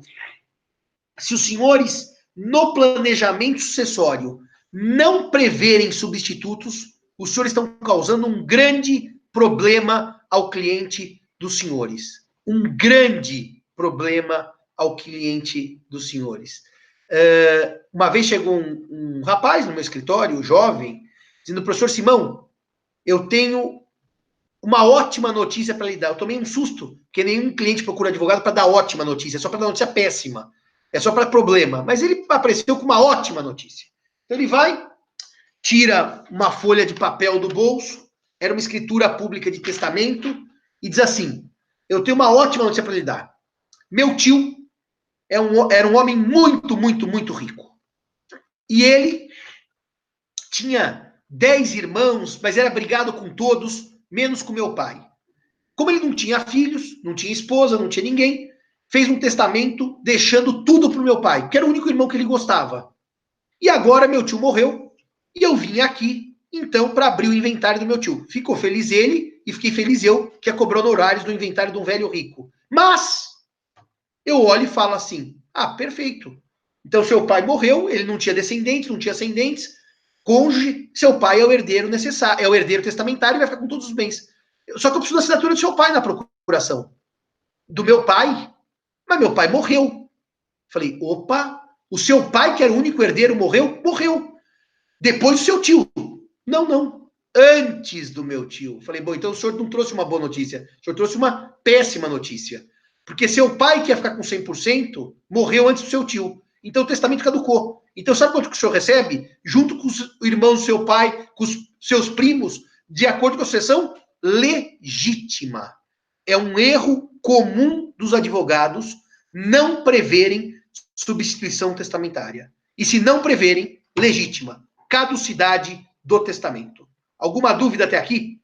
E olha, gente, o que tem de advogado que erra isso não é brincadeira. Alguma dúvida até aqui? Ou tá tudo em ordem?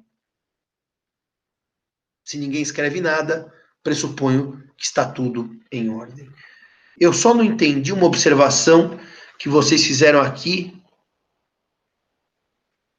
Não, Alessandro.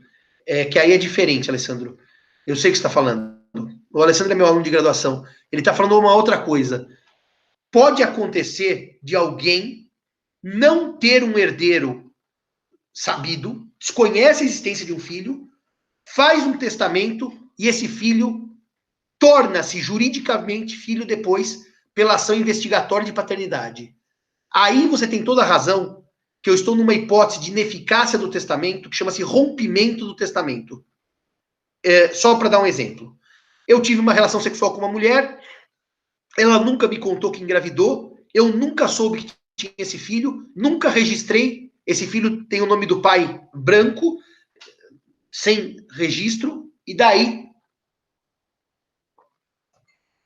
eu testo em favor do meu sobrinho. Depois da minha morte, há uma ação investigatória de paternidade desse dessa criança, post-mortem, e o juiz reconhece que aquela criança é meu filho ou minha filha. Esse chama-se fenômeno do rompimento do testamento. É uma hipótese, Alessandro, de ineficácia do testamento que também joga para a sucessão legítima. O rompimento, ao lado da caducidade, é hipótese de ineficácia do testamento. Você tem razão, a sucessão será legítima se o testamento for rompido. Mais alguma coisa, senhores e senhoras, ou posso prosseguir? Bom, se eu posso prosseguir, o artigo próximo que exige alguma reflexão nossa é o artigo 1789 do Código Civil, que diz respeito aos herdeiros necessários. Esse dispositivo, o artigo 1789, ele vai dizer que, havendo herdeiros necessários, eu vou fazer uma notinha aqui no papel de duas coisas que eu quero falar para vocês, porque professor idoso em casa é assim, se não faz nota, ele esquece depois o que ele quer falar. Eu quero fazer uma nota sobre herança digital, que não é herança, na minha opinião, e quero fazer uma nota sobre a sucessão legítima e as confusões dela, que é uma nota reflexiva para um curso de pós-graduação. Bom, já anotei as duas questões que eu quero falar com vocês. O artigo 1789, ele vai dizer que, havendo herdeiros necessários, o testador só poderá dispor da metade da herança. Na real, o que o dispositivo está dizendo é o que o Alessandro falava agora há pouco, que existem normas de ordem pública que restringem a vontade do morto. Naquela ideia de solução de compromisso, a legítima prevista no artigo 1789, e depois vai lá para frente no artigo 1845, é a maior restrição existente no sistema à liberdade de testar. É a maior restrição. Você pergunta para mim, eu não sei seu nome, né, que você só põe sigla, você é tão chique que você só põe sigla no seu Google Meet. Professor, no caso de haver rompimento de testamento, não se aplica a disposição da metade disponível? Não. Eu explico por que não. Se eu tenho um filho e, sabidamente tendo esse filho, testo tudo em favor do meu sobrinho, o sistema pressupõe que eu errei e reduz a disposição, você é o Caio, né? Reduz, Caio, a disposição testamentária pela metade. Essa ideia se chama redução da disposição testamentária. Redução. Porque eu já tenho um filho e testo tudo para terceiros ou tudo para outro filho. Se o filho é desconhecido, Caio, o sistema pressupõe que eu não teria feito o testamento se o filho conhecesse. No fundo, é uma hipótese de rompimento do testamento. No fundo, é isso aqui, ó. Olha o testamento que acontece com ele. Rompido. Porque se eu soubesse da existência do filho, testamento eu não teria feito. Quando eu sei e testo tudo, reduz. Ineficácia parcial, em 50%. Quando eu não sei e testo tudo, ineficácia total, sucessão legítima por completo. Bom, dizia eu, então, que a legítima é a maior limitação à liberdade de testar do testador. Naquele compromisso, solução de compromisso, espírito de compromisso, da leitura do Código Civil pelas fontes romanas e germânicas, a maior limitação é a legítima. Bom, algumas notas sobre a legítima. No Brasil, a legítima é fixa. A legítima não é variável. A legítima não é variável. Se olharem o sistema português, por exemplo, a legítima varia. Se eu deixar só filhos, ela é de tanto. Se eu deixar filhos e cônjuge, ela é de tanto. Se eu deixar só um filho, ela é de tanto. Mais de 2 filhos, ela é de tanto. No Brasil, não. No Brasil não há legítima variável. A legítima brasileira, desde que eu estudei as ordenações filipinas, desde 1603, portanto, não me perguntem se antes era diferente. A legítima no Brasil, nas ordenações, era fixa, ela correspondia a 2/3 do patrimônio do testador. A legítima, portanto, era fixa, ela correspondia a 2/3 do patrimônio do testador, no sistema das ordenações filipinas, tá? Em 1907, com a lei Feliciano Pena, a legítima cai para metade, 1907, e ela prossegue metade no Código de 16 e prossegue metade no Código de 2002. Então, desde 1907, que a legítima no Brasil é de metade dos bens do testador. Eram 2/3 do sistema das ordenações filipinas. A legítima é uma cota destinada ao herdeiro necessário, também chamado por muitos de herdeiro legitimário. É uma cota que eu não posso dispor em testamento. Se eu invadir a legítima, o juiz reduz. Só um detalhe, tá? Isso é bom dizer agora e com todas as letras. Se eu invadir a legítima, o juiz não anula o testamento. Tem gente que diz que o testamento é nulo, que invade a legítima. Não, não. O testamento é ineficaz, tudo bem? Se eu tenho um filho e deixar tudo para o São Paulo Futebol Clube, o São Paulo herda metade e o filho a metade. O testamento não é nulo. O testamento é meramente ineficaz. Quem são os herdeiros necessários no sistema brasileiro que fazem jus à legítima? Nas ordenações filipinas de 1603 e no Código Civil de 16, portanto, de 1603 até 2003, 400 anos, quando entrou em vigor o Código atual, os herdeiros necessários eram, e sempre foram, os descendentes do falecido e os ascendentes. Como vocês sabem, no direito de família no Brasil, a relação de parentesco na linha descendente e a relação de parentesco no Brasil na linha ascendente, essas relações não são limitadas por graus de parentesco. Então, meus descendentes são meus filhos, netos, bisnetos, trineto, quatrineto e assim por diante. Na classe dos ascendentes, meu parentesco é com meu pai, minha mãe, meu avô, minha avó, meu bisavô, minha bisavó, meu trisavô, minha trisavó e assim por diante. Não há limites.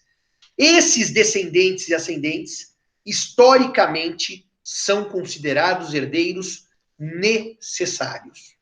O Código de 2002, depois de 400 anos dessa lógica, acrescentou como herdeiro necessário o cônjuge. Esse é o texto do artigo 1845 do Código Civil. O 1845 do Código Civil, que é o primeiro artigo do capítulo 2, que trata dos herdeiros necessários, vai dizer: são herdeiros necessários os descendentes, os ascendentes e o cônjuge. E o 1846 vai dizer que pertence aos herdeiros necessários, de pleno direito, a metade dos bens da herança, constituindo a legítima. O cônjuge passa a ser considerado herdeiro necessário, qualquer que seja o regime de bens. Há uma construção equivocada na cabeça de alguns, que se o regime for A, o cônjuge não é herdeiro necessário. Então, deixa eu construir isso claramente com vocês. Em alguns regimes de bens, o cônjuge não concorre com os descendentes. Vai tudo para os descendentes. Tudo para os descendentes. E nada para o cônjuge. Exemplo, se o regime for de comunhão universal de bens. Se meu pai e minha mãe, casados por comunhão universal de bens, um deles falece, o outro já é, eu vou explicar bem devagar isso, que isso é muito importante, meeiro, quer dizer, meu pai morre, minha mãe já tem a meação.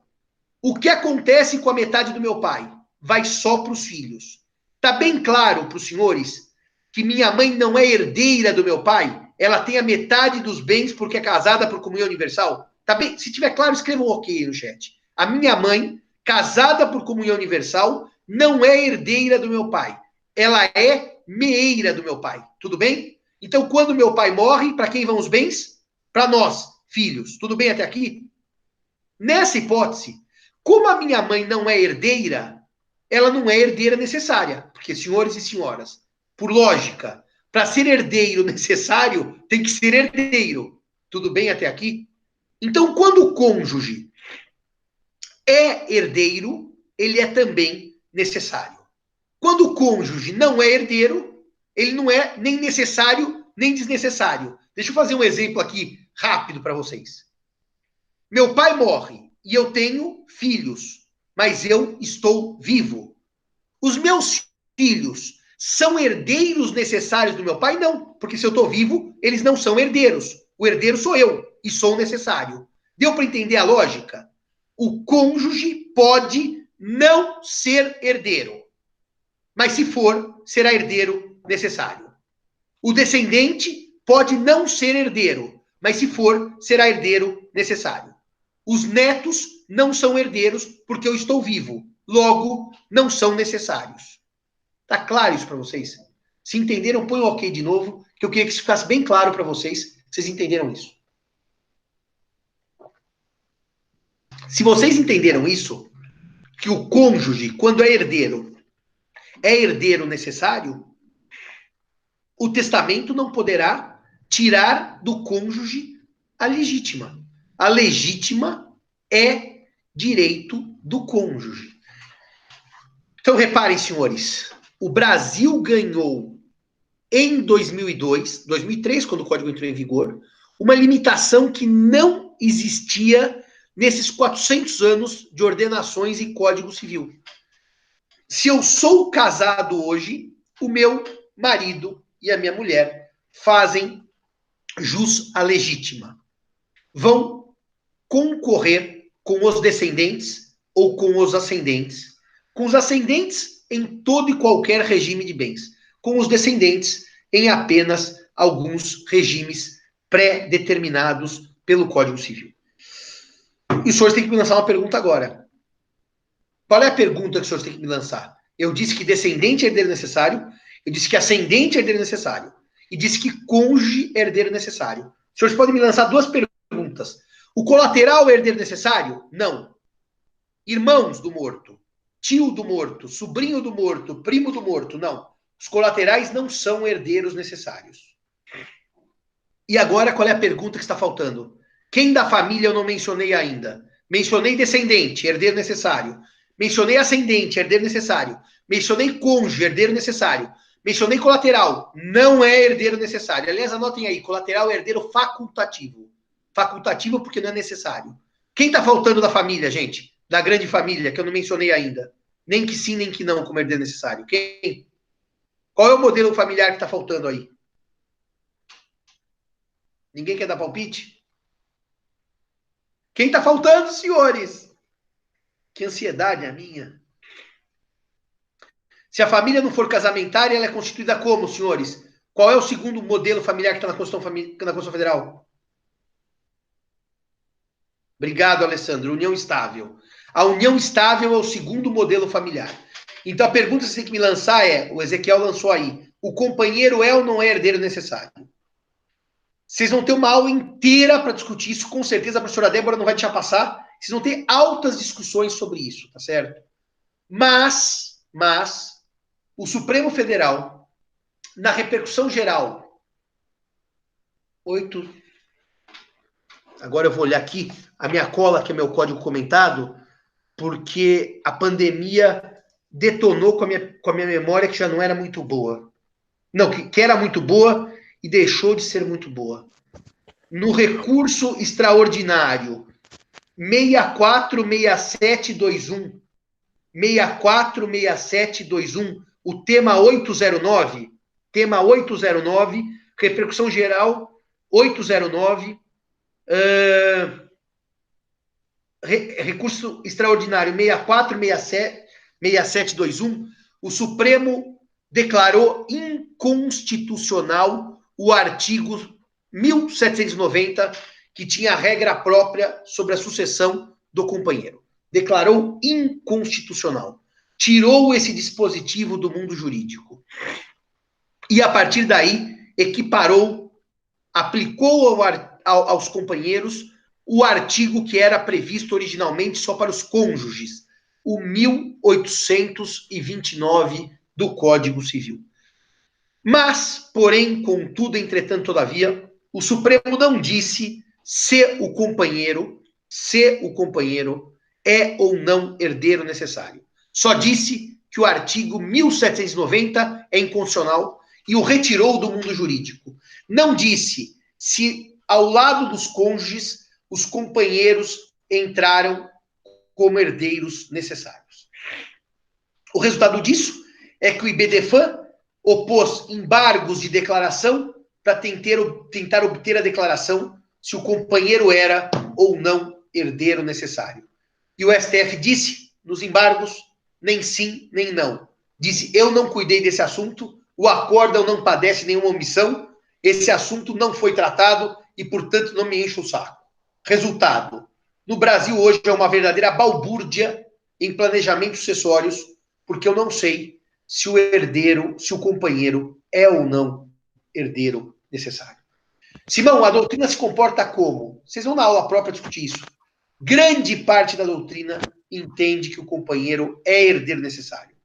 Há uma ou duas decisões do STJ, obter dictum, que diz que o companheiro é herdeiro necessário, mas não como ratio decidendi, como é mencionado isso no julgado, mas sem grandes emoções, tá certo? Aliás, deixa eu ver se eu tenho aqui, nos comentários do Código Civil, do artigo 1790, algum julgado que reconhece o companheiro como herdeiro necessário. Do STJ. Eu não tenho aqui, devia ter. Mas, de qualquer maneira, eu já sei porque eu não tenho aqui. Porque eu não achei o número e não dava tempo que a editora pediu. Mas, de qualquer maneira, já no STJ, 2 julgados que citam o companheiro como herdeiro necessário obter dictum, de passagem, sem ser razão da decisão. Hoje é uma grande confusão teórica se o companheiro faz ou não faz jus à legítima. Alguma dúvida sobre isso? Professor, queiram colocar? Sim. Uma das coisas que me atentei agora com a sua exposição é a seguinte: tudo isso a gente está tratando referente ao Código Civil vigente. Como a gente está falando também de planejamento sucessório, eu já vi uma vez uma prática, isso é talvez até antes de eu estar na faculdade, um casal se casou ainda na vigência da lei antes de 77, sem nenhum pacto antinupcial, vigência do Código de 16, e até então eles não tinham filhos, mas eles tiveram a recomendação de ir num cartório de notas e fazer um testamento onde um deixava o bem para o outro. Sim, muito comum, muito comum.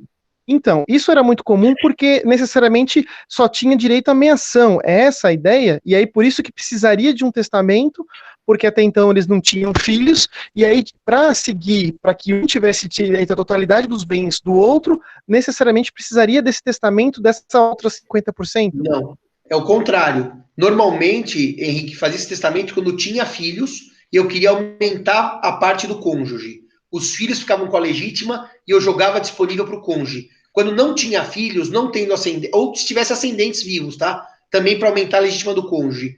Mas se não tivesse descendentes nem ascendentes, o cônjuge sempre ocupou o terceiro lugar da vocação hereditária. Agora, eu preciso responder a sua pergunta, Henrique, com o artigo 1787, que essa pergunta é muito importante. E eu queria falar disso e depois, que eu vou falar até as 9 em ponto, tá? E depois eu vou encerrar a aula.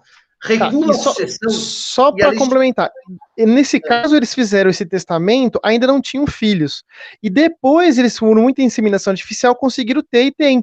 E até então, imagino que com o nascimento desse filho, esse testamento, então, caiu por terra.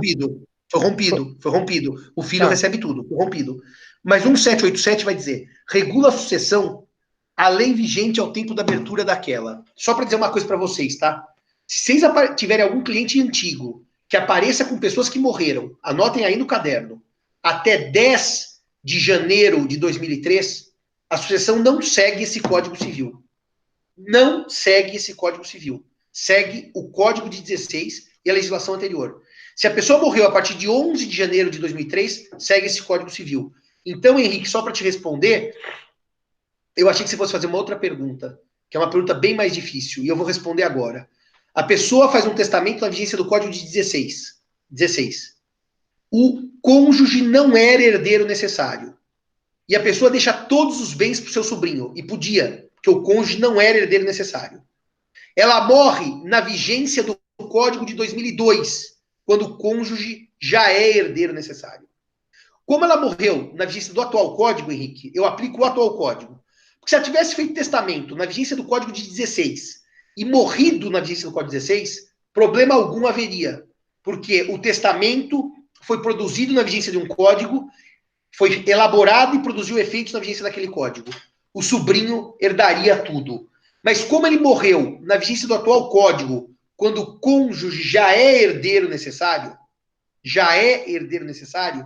eu aplico a regra sucessória atual. Então, o que acontecerá com aquele testamento, Henrique? Metade para o sobrinho e metade para o cônjuge.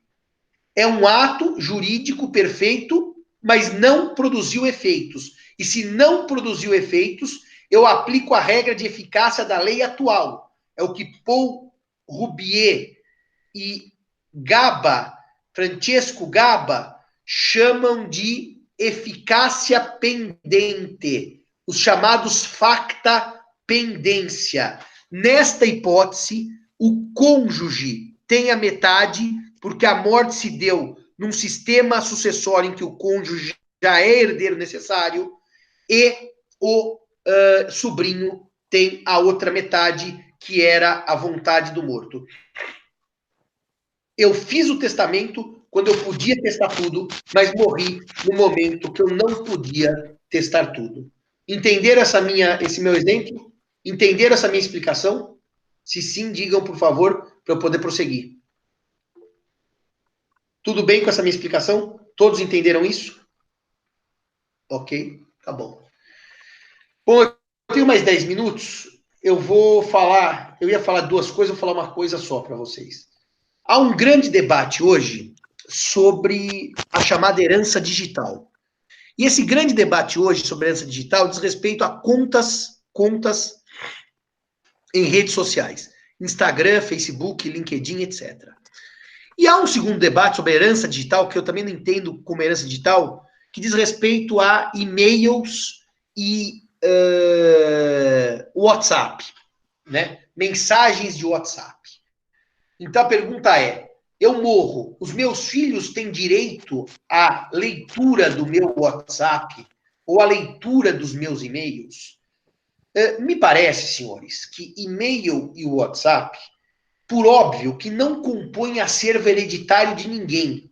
Porque e-mail e WhatsApp não tem valor econômico, pode ter até valor probatório, mas econômico não. E e-mail e WhatsApp são correspondências pessoais. E se são pessoais, nenhum filho do morto, nenhum sucessor do morto tem direito a aceder a esse tipo de correspondência. É, na verdade, um desdobramento do direito ao sigilo, à privacidade do morto. Então, aí, ninguém herda as minhas mensagens de WhatsApp. Pode haver herança digital, como, por exemplo, a minha conta no Spotify? Eu até imagino que sim. Ah, bom, mas o problema das moedas como Bitcoin é que não é uma herança tecnicamente digital. É que as moedas estão representadas digitalmente. Mas é uma herança como qualquer outra, que tem valor econômico. Assim como a conta do Spotify, vamos lá, senhores, eu não herdo discos de vinil, CDs, então eu posso herdar uma conta no Spotify. Pagando a mensalidade, posso herdar a conta do meu pai. Meu pai tem uma conta fantástica, eu adoro as músicas do meu pai, eu herdo. Mas são problemas que não geram grandes paixões. O problema da herança digital e que gera grandes paixões é a conta em rede social. Porque há pessoas que transformaram as redes sociais em redes profissionais. Eu entendo, Júlio, que o e-mail e o WhatsApp profissionais têm o mesmo destino do e-mail e do WhatsApp pessoal. Eles são indevassáveis, a não ser pelo empregador. Mas isso não gera herança. Gera direito do empregador de conhecer o conteúdo, tá, Júlio? Mas não herança. Agora, as redes sociais e canais no YouTube... Henrique, desliga seu microfone, por favor, que ele está estourando.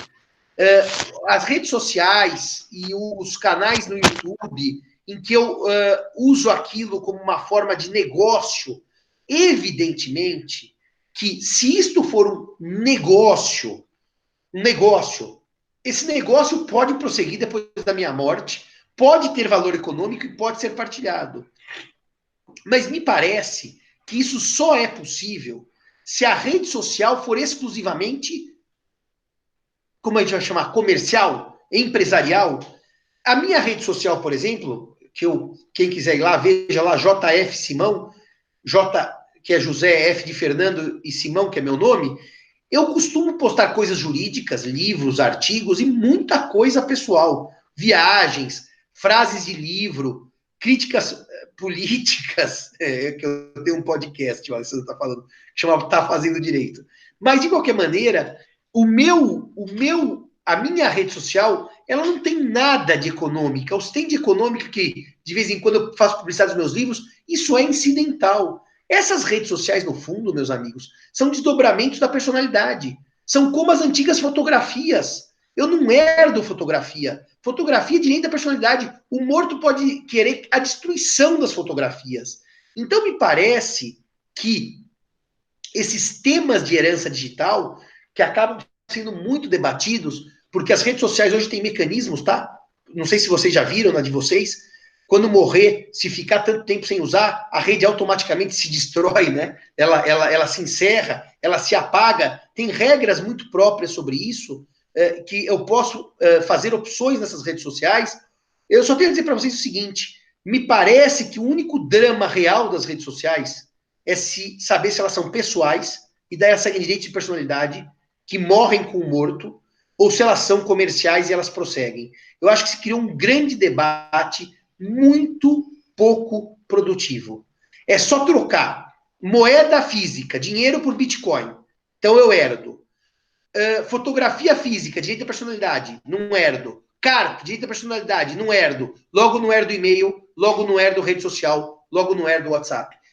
Tem gente dando palestras, cursos, horas de debate de uma coisa que me parece extremamente simples.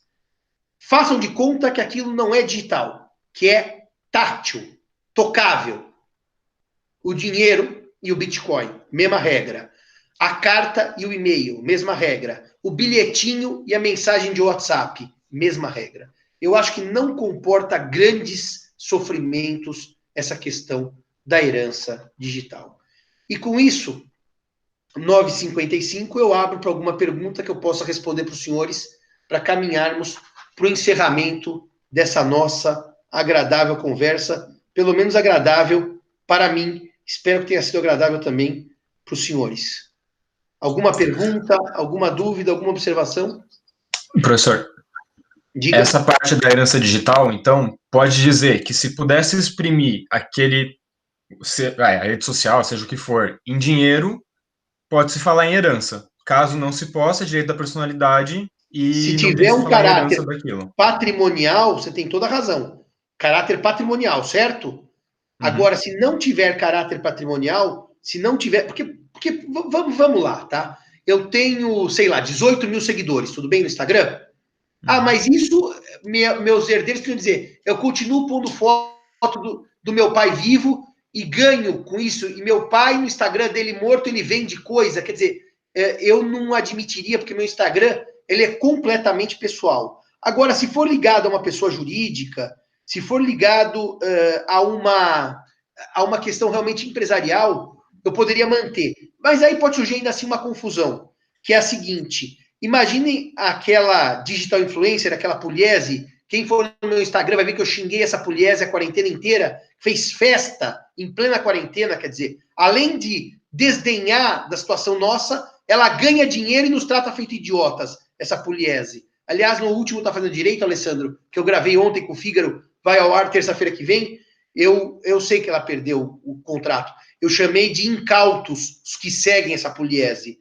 Mas, só para dar uma nota, pode haver uma confusão de Instagram pessoal, Facebook pessoal ou empresarial. Pode haver uma confusão, mas ela é realmente limitada. Há muita clareza do conteúdo patrimonial ou não das redes sociais e quando elas são ou não representativas de direito à personalidade, tá? Mais alguma dúvida sobre isso? Ou sobre qualquer outra coisa?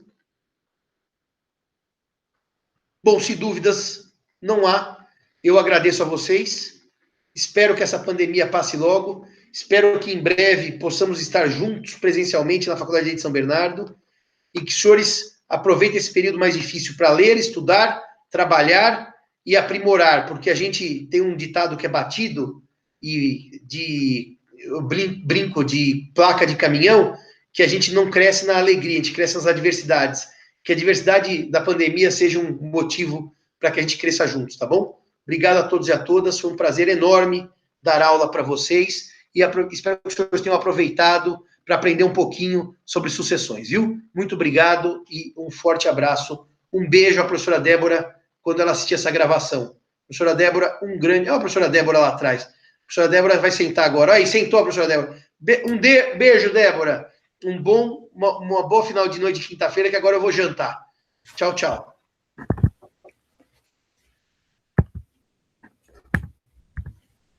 Obrigada, viu, Simão? Gostou? Não sei, mas eu já vi aí que o povo amou. Então tá bom. Então fica bem, um beijão para vocês. Cuide da família e que essa quarentena passe logo para a gente poder tomar vinho presencialmente. Aê, aqui em Portugal, tá bom? Tá certo. Beijo. Beijo. Obrigada. Tchau, tchau. Moçada, boa noite. Até.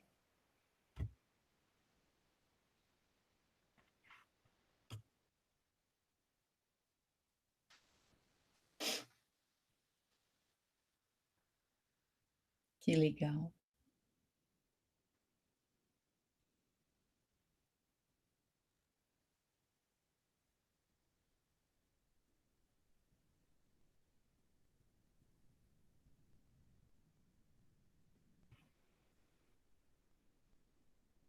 Tchau, gente. Boa noite.